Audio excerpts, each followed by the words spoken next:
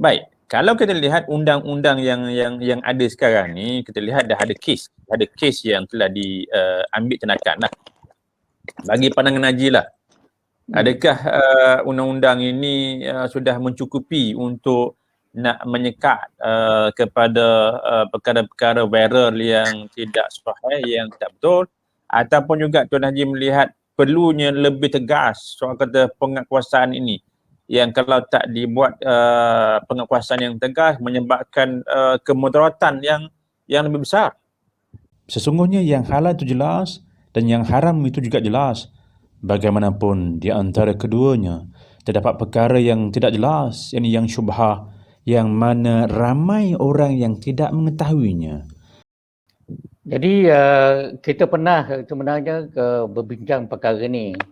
Maknanya kalau kita masih ingat lagi, dalam kira kita menghadapi pandemik ni, ada juga demik yang lain. Yeah. Ada orang kata benda ni pandemik, ada orang kata benda ni infodemic. Jadi apa yang Ustaz kata tadi tu lebih kepada infodemic lah. Di mana maklumat-maklumat yang bukan nak kata, pada saya half truth lah, maknanya separuh benar. Jadi kadang-kadang bila kita dapat message dalam WhatsApp kita ke ataupun videonya dan sebagainya, selalunya perkara tu semuanya separuh-separuh. Jadi maknanya cerita semua tak habis. Jadi bila cerita tak habis akan menimbulkan persoalan atau spekulasi dan akhirnya dia menjadi satu fitnah. Jadi kita kena tengoklah kemudaratan daripada apa yang berlaku tentang aspek infodemic ni. Jadi pada saya yang paling penting sekali adalah kita kena jujur lah. Maknanya kalau kita betul-betul minat tentang perkara ni, okey, kita kena betul-betul ambil perkara itu cara keseluruhan. Jangan kita ambil separuh-separuh, sekerat-sekerat, tak boleh. Kan? Pasal apa? Maklumat sekarang ni berubah-ubah. Saya ambil satu contoh lah kata. Kalau kita ambil Ustaz Fawaz dah dapat vaksin daripada AstraZeneca. Okey? Dan kita tahu bahawa memang apa-apa ubat, apa jua vaksin pun memang ada kesan sampingan dia. Okey? Dan kesan sampingan ni telah termaklum. Bukan kita tak termaklum. Cuma tindakan yang diambil oleh setengah-setengah negara ni berbeza-beza. Ada yang cepat melatah. Dia cepat melatah, dia kata tak boleh. Lepas tu nanti minggu depan dia tukar pula. Ataupun lagi 2 minggu dia tukar lagi dan sebagainya. Jadi macam mana kita nak bertindak berdasarkan kepada hasil bertukar macam ni. Jadi apa yang kita boleh buat adalah kita kena yakin bahawa ini satu perkara yang kita kena hadapi dengan tenang. Bermaksud bahawa apabila kita cerita tentang kesan sampingan sebagai contoh dari saya sebut, adalah perkara ni, even takat yang kita bercakap ni, memang pihak MPRA memang melakukan surveillance ni. Maknanya, tak ingat tak yang saya sebut bahawa semua virus-virus yang kita dah ambil ni, kan, memang diberikan orang kata pendaftaran secara bersyarat dan syarikat mesti melaporkan apa jua laporan di seluruh dunia. Bukan maknanya di Malaysia saja. Jadi sahabat-sahabat saya dekat MPRA tu sedang mendapat maklumat dan orang kata update lah. Apabila kalau kata kita dah nampak red flag, kalau kita umpamanya kita nampak benda tu red flag, maka pihak yang bertanggungjawab ini akan pergi ke peringkat yang boleh membuat keputusan dan kita ikutlah keputusan tu. Pasal yang buat keputusan tu bukan seorang-seorang. Jadi dia akan melihat secara keseluruhan. Jadi ini yang pada pandangan saya lah. Apa-apa pun kita buat. So jadi kalau begini, jadi macam mana cara kita nak hadapi berita-berita ni? Jadi mungkin sepatutnya tak berlaku lah.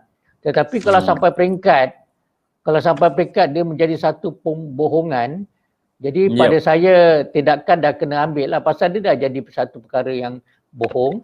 Lepas tu dia menyusahkan masyarakat sehingga orang tak mau ambil. Saya bagi satu contoh lagi lah sebagai untuk mudah kita fahamkan.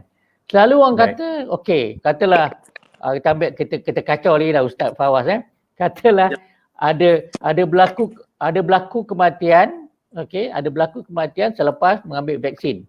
Itu dia punya statement. Tetapi kita kena ingat juga, dia mesti ada dia punya kajian tu. Dia mesti buat daripada postmortem dia, daripada dia punya orang kata apa perbincangan di kalangan pakar-pakar ni. Dia kena tengok betul ke kematian yang berlaku selepas vaksin tu ada kaitan dengan vaksin atau tidak. Setakat yang saya tahu ni setakat saya tahu yang ada di Malaysia sekarang ni, apa-apa dua kematian yang berlaku ni didapati bahawa tak ada yang betul-betul direct disebabkan oleh vaksin. Ya. Yang setakat mana yang tahu saya adalah bila saya rujuk kepada kawan-kawan saya dekat MPRA apa semua, dia kata tak ada. Tak ada. Jadi kita nak dengar cakap siapa ni. Jadi kita bercakap dengar pada orang yang menjalankan ahli dia. Ahli dia. Jadi memang sukar, memang satu perkara yang kita kena buat. Sedangkan kalau kita tengok berapa banyak sebab-sebab kematian berlaku setiap hari. Berapa banyak orang yang mati disebabkan oleh penyakit-penyakit kronik. Berapa banyak orang yang mati disebabkan oleh kemalangan jalan raya. Yang itu kita tak bising pula. Ni bila kita ataupun kita ambil contoh lagi dekat. Di mana hari ni kita sebut 60 kematian disebabkan oleh COVID-19. Nampak tak? Maknanya kita ada data-data ni. Jadi maknanya kalau kita kata tidak ada kematian disebabkan directly dengan dengan vaksin ni. Jadi apa jadi isu ni? Jadi inilah saya kata pemberitaan tu kena betul lah. Pemberitaan tu betul. Jadi memang saya ada bercakap dengan rakan media. Saya kata tolonglah. Saya kata kalau nak buat laporan, tolong buat benda tu habis-habis. Jangan gunakan tajuk yang sensasi lah. Jadi yang tu akan menimbulkan fitnah yang besar. So komen saya lah Ustaz. Ya, kita lihat memang sampai satu tahap bahawa Majlis Raja-Raja dan juga Tuanku juga memberikan titah bahawa golongan-golongan yang anti vaksin ni kan.